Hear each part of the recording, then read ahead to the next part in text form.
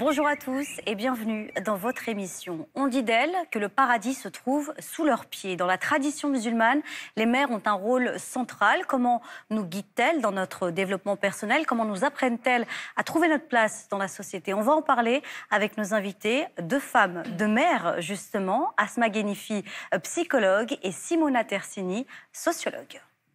Bonjour à vous deux, mesdames. Merci d'avoir accepté notre invitation. D'abord, permettez-moi de vous poser à chacune une question peut-être un peu personnelle. Vos mères ont-elles joué un rôle primordial dans votre construction en tant que femme? Asma Ghenifi. Je pense que oui, fortement même, parce que ma mère, elle a un sacré caractère. Et d'ailleurs, il y a un souvenir comme ça d'une phrase. Parfois, on dit qu'il y a des événements fondateurs chez les personnes et parfois c'est des phrases fondatrices et je me rappelle très bien d'un moment très difficile que notre famille a traversé et ma mère a dit « La peur est humaine, mais le courage aussi ». Et je pense que cette phrase-là m'a vraiment mise sur le chemin et je l'ai prise comme quelque chose de très fort et de quelque chose comme une espèce de lumière comme ça qui me guide vers le chemin de femme et j'avais à l'époque 18 ans. Qui vous a donc guidé un peu, un conseil pour la vie. Simona Tersini, de votre côté, est-ce que votre mère a joué un rôle dans votre développement en tant que femme aujourd'hui? Certainement, et en avançant dans l'âge, je me rends compte que c'est de plus en plus prégnant et fort. Et donc, c'est vrai que quand j'étais plus jeune, il y avait des phrases à elle de la vie quotidienne qui me revenaient à l'esprit. Et aujourd'hui, ce sont plus des expériences. Mais en tout cas, si initialement je pensais au rapport à l'école, au rapport à la cuisine, aujourd'hui, c'est quelque chose qui est beaucoup plus marqué dans ma vie quotidienne, dans mes choix, que parfois j'ai fait à l'encontre de son avis, mais qui en fait étaient en adéquation avec les orientations que j'ai reçues d'elle. On comprend donc que vos mères, respectives, ont joué un rôle capital pour vous permettre de vous construire en tant que femme.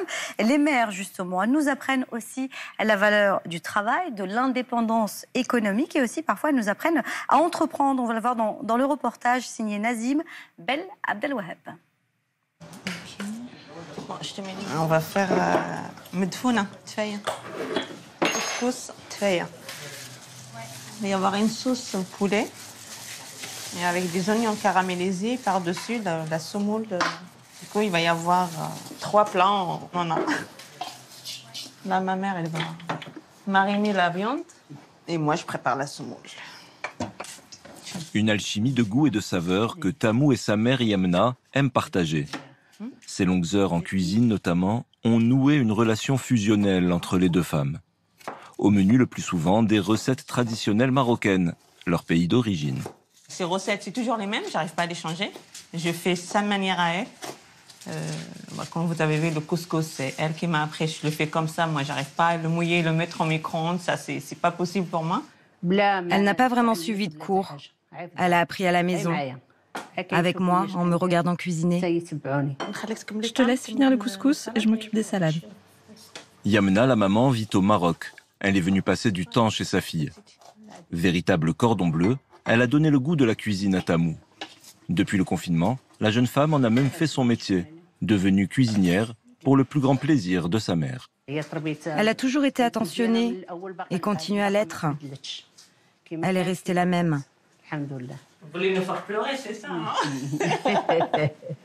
Il ne faut pas trop petit, fais attention. 3 générations se transmettent tout un patrimoine culinaire. Les filles de Tamou, Ambre et Jade, mettent elles aussi la main à la pâte. Découper les aliments, j'aime bien. Et aussi travailler la pâte. C'est ça que j'aime. En fait, j'aime bien cuisiner et passer du temps en famille, je trouve ça cool. C'est une bonne ambiance, en fait. C'est une bonne ambiance que parfois, j'ai même pas envie que ça se termine. Regarde, tu me prends juste quelques-unes, là. Moi, ma mère, c'est tout. C'est mes yeux, c'est ma vie. D'avoir une mère en plus comme ça, avec qui je m'entends super bien. Elle est ouverte. Il me donne de la force, en fait, pour aller de l'avant. C'est avec fierté que Tamou montre pour la première fois à sa mère les lieux où elle a complété son apprentissage en gastronomie. Cette start-up forme à la cuisine et accompagne dans la vie active des femmes de toutes origines et de toutes religions. Encadrées par des coachs, elles modernisent les plats de leur enfance. Je trouve que c'est une cuisine hyper inspirante, qui vient du cœur et qu'elle propose avec amour. Et c'est toujours hyper touchant quand elle nous explique une recette. Pourquoi elles la font, à quelle occasion. C'est souvent pour des événements familiaux et il y a énormément de choses qu'elles veulent transmettre. C'est important que je prenne en compte tout ça et que je respecte leur culture. Des moments précieux et une complicité qui se construit au quotidien. Merci, Mi. Allez, bismillah. La recette idéale pour rendre hommage à toutes les mamans. J'ai mal aux yeux, Un joli reportage qui nous ouvre l'appétit, on peut le dire au passage.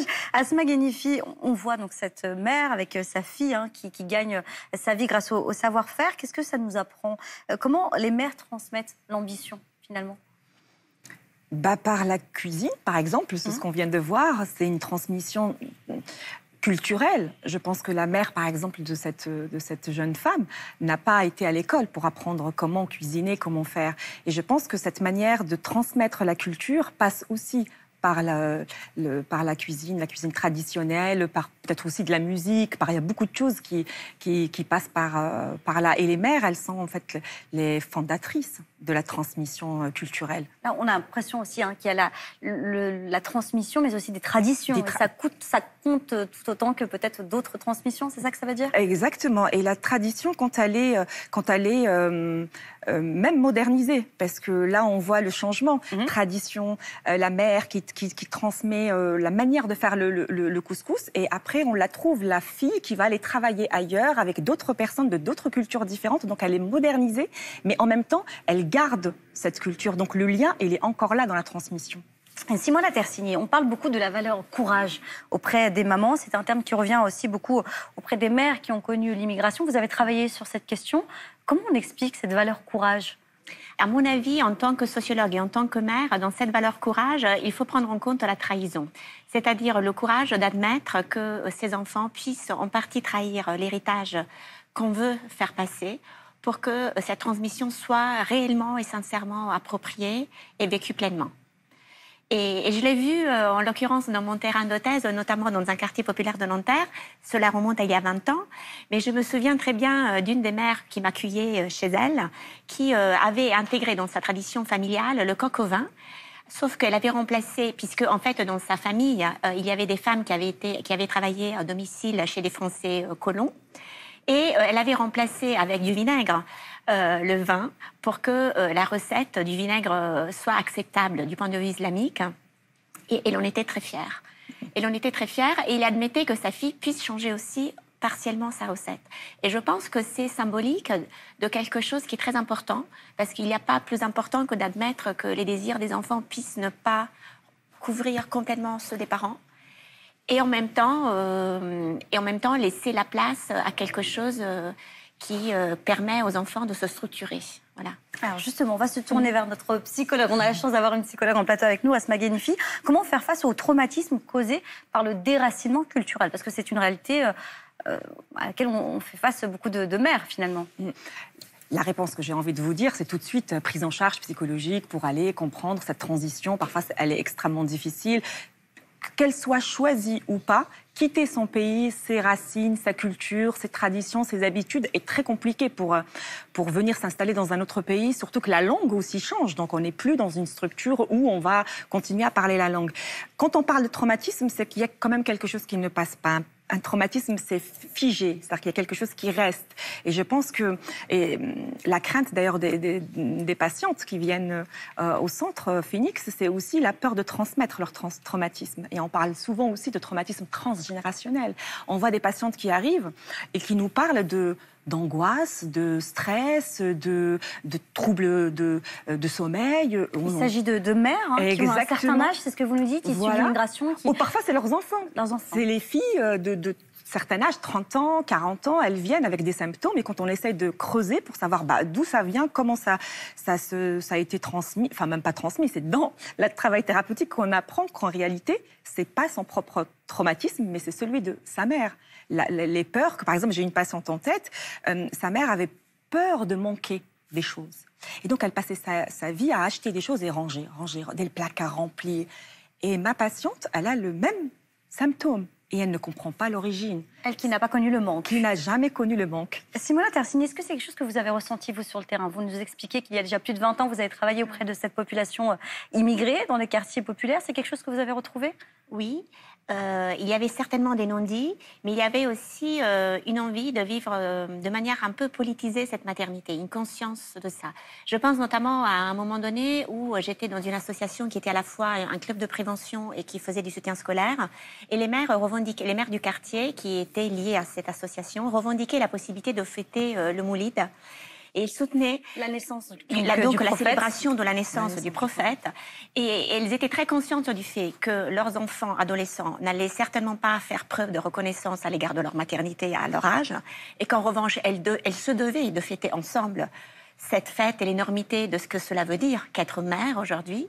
Et puis, elle se positionnait par rapport à ceux qu'elle appelait les mecs en Gandoura, qui faisaient du soutien islamique, du soutien scolaire islamique, en soulignant que même si, à leurs yeux, cette fête était illégitime, elles avaient tout à fait le droit de la fêter et de se fêter en lien avec leur religiosité. Et je trouve ça tout à fait intéressant. Asma Ghenfi, est-ce que vous êtes d'accord avec ça? Est-ce qu'elles avaient peut-être réussi à monter un réseau d'entraide, à développer un réseau pour échanger sur la manière peut-être de transmettre ces valeurs?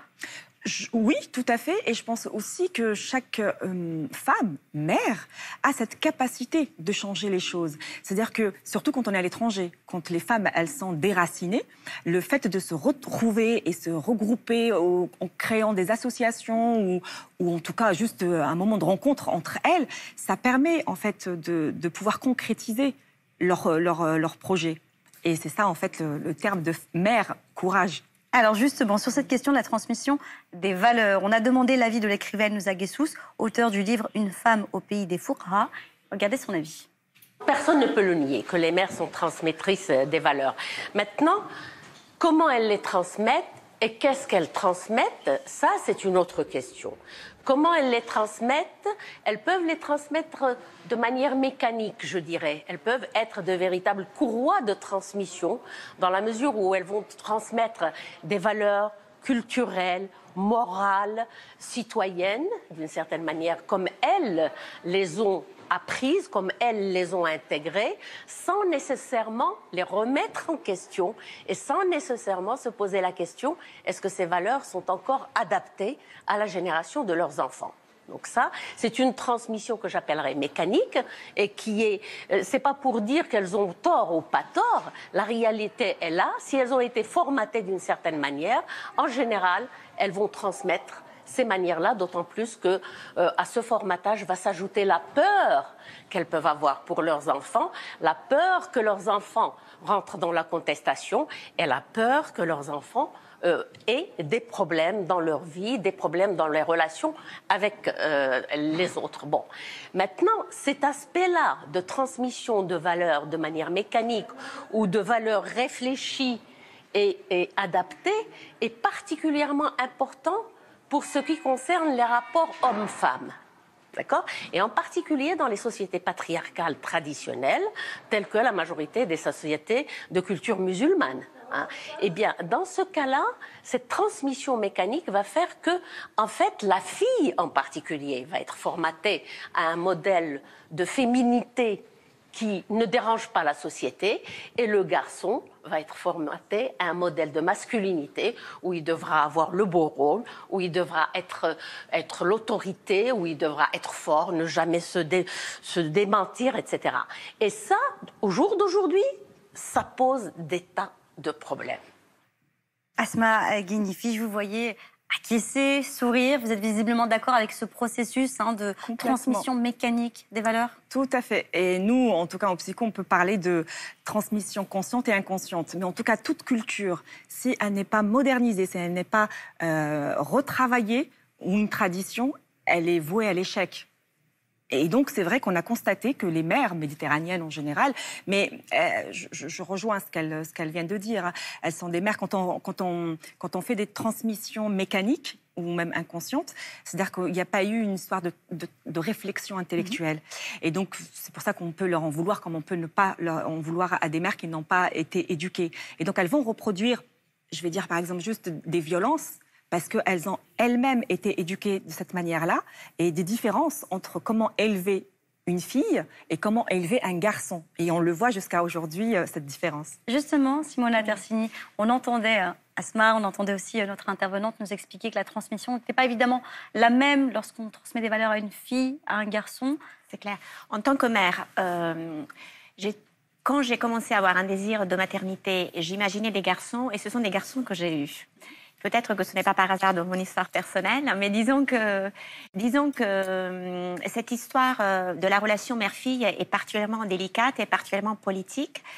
Et là aussi, j'insiste sur ce point, et je pense que c'est important de se dire que la réflexivité que j'ai rencontrée chez les jeunes filles que j'avais interviewées il y a 20 ans émergeait fortement comme revendication, et en contrepoint de cette transmission passive de leur mère. Mais c'était quand même parfois, je dois le dire, un jugement à l'égard de leur mère qui ignorait une partie des questions que les mères se posaient quand même, et dont les mères ne faisaient pas part, dont elles ne parlaient pas avec leurs filles. Vous voulez dire qu'elles ne faisaient pas part de leur inquiétude et de leur questionnement. Donc les filles pensaient que tout ce que leur mère leur transmettait se faisait de manière automatique et sans hauteur, sans réflexivité, alors qu'il y en avait quand même.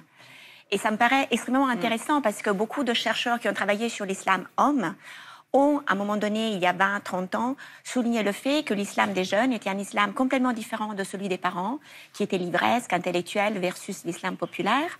Or, ce n'est pas si simple. Et en tout cas, il y a bien eu des formes de transmission qui ont permis les formes d'islam contemporain qui existent aujourd'hui dans la jeunesse.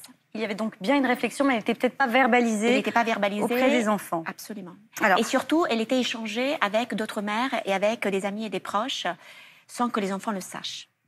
Les mères ont également un rôle dans la construction intellectuelle de chacun. On va écouter à ce sujet l'avis du philosophe Abdenour Bidar. Mon initiatrice spirituelle en islam, c'est ma maman. J'ai reçu véritablement l'islam par ma maman. C'est elle qui m'a appris les sourates du Coran, c'est elle qui m'a appris à lire la langue arabe. C'est une femme d'une très grande sagesse qui est versée intellectuellement et spirituellement dans plusieurs traditions. Elle a une connaissance approfondie de l'islam, une connaissance approfondie de l'hindouisme, une connaissance approfondie du christianisme, une connaissance approfondie de l'hébreu, de la signification symbolique des lettres hébraïques. Et puis elle a une culture scientifique, elle est médecin. Donc elle m'a initié à travers la science, la médecine, mais aussi la philosophie, à des univers intellectuels qui ne sont pas religieux. Et tout cela m'a rendu à la fois curieux de tout et aussi conscient que, en réalité, tout cela, la philosophie, la mythologie, la religion, la mystique, ce sont des chemins que l'on peut emprunter vers un même sommet. C'est la même montagne, c'est-à-dire que c'est la même ascension, la même quête vers une vérité qui est transcendante. Voilà pour l'avis du philosophe Abdenour Bidar au micro de Boualem Gueritli. Asma, vous étiez plutôt d'accord avec lui. Les mères, elles ont également le rôle de transmission des valeurs religieuses également, et ça, c'est aussi important. Pour certains, oui, c'est extrêmement important. C'est pour qui la religion est importante. Exactement, ben oui, et de transmettre la religion. Et aussi, en tout cas, M. Bidar, il a de la chance d'avoir une mère qui est aussi une mère intellectuelle et qui transmet le savoir et la connaissance. Donc oui, le rôle des mères, je pense aussi, passe par la religion, par la culture. Et dans la culture, on est dans aussi la musique, la cuisine, enfin, il y a toutes ces choses-là qui passent. Et il y a aussi une transmission, je peux dire, une transmission silencieuse. C'est-à-dire qu'on n'a pas besoin de parler, mais notre manière d'agir, notre manière d'être, notre manière de cuisiner ou de décorer la maison, d'inviter les gens, notre langue, c'est une transmission à nos enfants qu'on met en place, mais sans vraiment la verbaliser. On parle beaucoup des mères et de l'influence qu'elles ont sur leurs enfants, mais comment fait-on lorsque l'on n'en a pas, lorsqu'on a perdu sa maman, lorsqu'on a été abandonné, par exemple? Est-ce qu'il est possible tout de même de se construire dans la société? Alors, tout d'abord, cela dépend de l'âge à laquelle on a perdu sa maman. D'accord.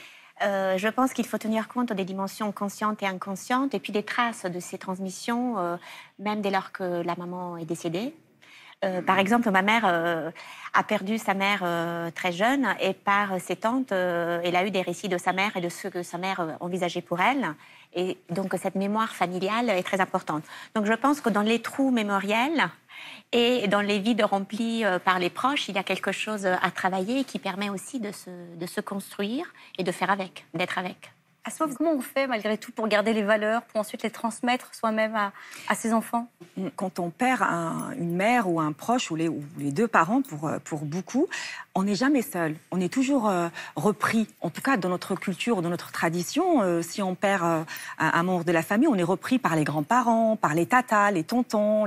Donc il y a toujours une communauté, même si c'est une petite, en tout cas la cellule familiale, qui nous prend en charge. Et je pense que ça, c'est extrêmement important de garder. C'est-à-dire qu'on peut perdre une mère ou un père, mais on aura une mère par substitution qui va être, là je donne l'exemple de la tata s'il y a une tata, sinon une professeure, un éducateur, une éducatrice, le médecin, la prof, elle peut se substituer à ce rôle-là. Et donc la transmission, elle peut continuer dans l'apprentissage aussi, de savoir d'où on vient, notre savoir de chercher dans les livres, d'écouter des émissions. On va les savoir chercher qui nous sommes, d'où on vient pour pouvoir encore continuer à transmettre. Donc la transmission est malgré tout possible. Simona Tersini, est-ce qu'il existe des facteurs, des éléments par exemple, qui peuvent à l'inverse bloquer cette transmission des valeurs entre une mère et sa fille ou une mère et son fils? Alors il y a certainement des situations et des institutions même qui peuvent être soit complémentaires, soit s'opposer. Et on a longtemps pensé l'éducation de l'éducation nationale comme étant une institution qui s'opposait et qui existait à l'encontre même des valeurs familiales. Il y a des groupes qui le pensent encore. Souvent, c'est complémentaire. Mais en tout cas, il peut y avoir aussi des cultures par les pairs, PAIR, avec les amis, qui peuvent non seulement s'opposer, mais construire au sein de la famille des nouveaux apports. Et je me souviens qu'il y a 20 ans, en travaillant sur l'alimentation, je voyais comment la plupart de ces mères, qui étaient aussi des assistantes maternelles, recevaient des requêtes des mères des bébés qu'elles gardaient quant à une alimentation plutôt halal, alors qu'elles ne le faisaient pas systématiquement, mais qu'elles s'y mettaient, elles commençaient parce que leurs enfants commençaient à avoir des requêtes de ce type. Et donc, elles jonglaient complètement entre les requêtes des parents avec lesquels elles avaient des relations chez elles et les requêtes des enfants qui allaient dans le même sens. Donc, ce n'était pas tout à fait des empêchements, mais c'était la construction d'un nouveau sens, de nouvelles pratiques qui se réorganisaient au niveau de la famille. Alors justement, le regard sur la société varie d'une mère à l'autre. Cherche-t-elle à s'adapter ou au contraire à remettre en cause l'ordre établi? On en a parlé avec l'écrivaine Nouza Guessous. Écoutez. Comment est-ce que les mères peuvent transmettre des valeurs qui sont plus adaptées à la vie et aux valeurs qui circulent dans l'époque de leurs enfants? Eh bien, ça dépend de la culture générale. Ça dépend de leur statut social, déjà. Est-ce qu'elles ont une autonomie, non seulement matérielle, mais une autonomie culturelle, une autonomie de pensée? Ou est-ce qu'elles sont dans des schémas traditionnels de fonctionnement au sein de leur propre famille, d'une part. Cela dépend aussi de la culture générale, ce que transmettent les médias, ce que transmettent les manuels scolaires, ce que transmet la rue, ce que transmet la mosquée. C'est très important, les discours qu'il y a dans la mosquée, les prêches. Les prêches du vendredi sont extrêmement importantes. Eh bien, en fonction de tous ces paramètres, il est évident que là, il y a un travail de réflexion. Et puis, heureusement que les jeunes font leur crise d'adolescence. Heureusement que les jeunes commencent à réfléchir. Heureusement que les jeunes revendiquent une individualité. Et donc, à ce moment-là, non seulement ils peuvent ne pas se plier à ce formatage, mais ils peuvent entraîner même un changement chez leur maman. C'est-à-dire qu'ils peuvent amener leur mère à réfléchir peut-être à son passé, d'accord? À comment elle a été élevée ici, et elle, de son côté, comment elle s'est comportée en tant que mère, et ça, c'est gagnant-gagnant. Et je pense que à la base de tout ça, c'est une question d'abord et avant tout d'éducation. D'enseignement, d'éducation et puis de valeurs sociales, parce que quand on prépare un citoyen, il faut qu'on le prépare pour être effectivement un citoyen actif et un citoyen positif dans son monde, dans son pays et dans son époque. Asma Ghanifi, vous étiez d'accord, j'ai l'impression, du début à la fin avec elle. Dites-nous pourquoi. Parce qu'effectivement, c'est la transmission des mères et tout dépend de leur degré d'éducation. Et c'est vrai que, heureusement, quand Madame, elle parle des jeunes. Moi, je peux dire heureusement qu'il y a des jeunes filles qui sont opposées à une espèce de tradition. Par exemple, je pense au mariage arrangé, mariage forcé, qu'à un certain moment, époque, on pouvait le faire parce que c'était comme ça, parce que leur propre mère, elles étaient elles-mêmes mariées de force, et qu'aujourd'hui, elles refusent parce que c'est plus d'actualité, on n'est plus dans la même époque. Et heureusement qu'elle arrive à se dire « Ok, maman, je comprends d'où tu viens, je comprends ta culture, je comprends même ta souffrance. » Et dans cet échange, il est extrêmement important entre les filles d'aujourd'hui et les mères, les anciennes mères, parce qu'elles leur mettent en face « Est-ce que toi, tu étais d'accord d'épouser papa ?» Ben, elle n'était pas d'accord, c'était un mariage forcé. Et ben, la mère, elle est obligée de se remémorer ce qu'elle a vécu à une époque et se dire « Ah bah ok, moi je l'ai subi, j'ai pas envie de l'obliger ou forcer ma fille à vivre ce que j'ai vécu. » Et donc il y a dans cet échange-là, parfois il y a des issues de bonheur parce que les filles, elles échappent à ce mariage forcé, organisé. Et donc chaque culture, on peut la transmettre quand elle n'a pas de danger sur la personne, que ce soit un danger intellectuel ou physique. Et donc, la culture, elle peut continuer avec fierté à se développer, mais elle ne peut pas rester telle qu'elle était si l'humain lui-même a changé. C'est intéressant, parce que vous, Simona, vous avez travaillé sur cette question il y a déjà 20 ans. Alors, est-ce qu'il y a 20 ans, vous avez assisté à cette opposition entre des jeunes filles peut-être nées en France, leur mère d'une autre génération, née peut-être de l'autre côté de la Méditerranée, et qui essayaient de faire comprendre que les temps avaient changé? Vous avez assisté à ça? Oui, il y avait ces tensions-là, et en même temps, en dépit de ces tensions qui étaient normatives, il y avait, pour la plupart des mères, dont certaines étaient analphabètes en français, la volonté que leurs filles fassent des études. Et ça, c'était très fort chez elles. Ensuite, moi, j'aurais tendance à dire que les études qui doivent absolument être défendues pour toute femme, non seulement en tant que mère, mais pour sa vie, pour son bien-être et pour la société, ne sont pas la garantie d'une capacité à construire un espace de parole avec sa fille. Et je penserai toujours à la grand-mère d'une amie en Italie qui, tout en étant prof de latin il y a très longtemps, était convaincue qu'en dehors des professeurs de latin, il n'y avait pas de salut et qu'en dehors des profs de latin, les autres étaient moches et maladroits et pas éthiques. Or, elle était très rigide. En revanche, dans mon terrain, j'ai rencontré souvent des mères qui n'avaient pas fait d'études et qui avaient une capacité de parole, de transmission, de partage qui était très importante, y compris à mon égard d'ailleurs, pour laquelle je garde une grande reconnaissance. Et une fois, dans le marché de Bobigny, une dame que j'avais rencontrée dans le cimetière de Bobigny a carrément utilisé mon corps, peut-être en me catégorisant en tant que catholique et italienne, alors que je ne le suis pas nécessairement, pour renouveler un rituel qui consistait à acheter des sucreries pour son fils qui était décédé, en renouvelant une prière qu'elle faisait tous les mercredis. Voilà, et donc elle n'avait pas fait d'études, mais le moment était très fort pour elle, mais pour moi aussi, parce qu'initialement je ne comprenais pas pourquoi elle voulait absolument m'acheter tous ces sucreries alors que je l'avais contactée pour mon intérêt personnel, ma recherche, et qu'en fait elle avait trouvé en moi quelqu'un sur lequel s'appuyer dans un échange qui était non seulement au niveau de la terre, mais aussi avec le divin. Vous qui êtes psychologue, comment on peut comprendre, analyser ça pour ces mères nées peut-être dans un autre pays qui n'ont pas eu accès parfois à l'éducation? C'est une épreuve, c'est difficile aussi de s'adapter à une autre société. Pour certaines, c'est un traumatisme, et surtout quand on perd notre langue. La langue, c'est extrêmement important. Et donc on arrive dans un pays où on ne connaît pas. Alors l'adaptation, elle se fait toujours effectivement par l'école. Mais par contre, les mères, quand elles arrivent, elles ne savaient pas lire, ni écrire, même pas remplir un chèque. Et donc, pour sortir et être indépendantes, c'était très difficile. Elles utilisaient leurs enfants comme outils pour remplir, pour faire des choses, pour comprendre, pour même communiquer. Mais je pense qu'elles sont aussi femmes courage. Et je vois, en tout cas dans mon quartier, là où j'habite, les femmes, elles sont vraiment actives. Elles sont là, elles créent des associations, elles donnent des cours de cuisine, des cours de couture. Enfin, elles manifestent et elles participent même au municipal. Les enfants influenceaient aussi ces parents qui n'étaient pas forcément nés ici. Vous l'avez constaté, vous? Et en tout cas, le fait d'être consciente de fabriquer quelque part des futurs citoyens est quelque chose qui est très important pour ces mères-là que j'ai rencontrées. Merci beaucoup à vous, Asma Ghenifi et Simona Tersini. Merci d'avoir pris le temps de parler en fonction de vos compétences, mais aussi en tant que mère, on l'a bien compris aujourd'hui. Merci également à vous, chers téléspectateurs. C'est la fin de cette émission que vous pourrez retrouver sur notre plateforme France.tv. À bientôt.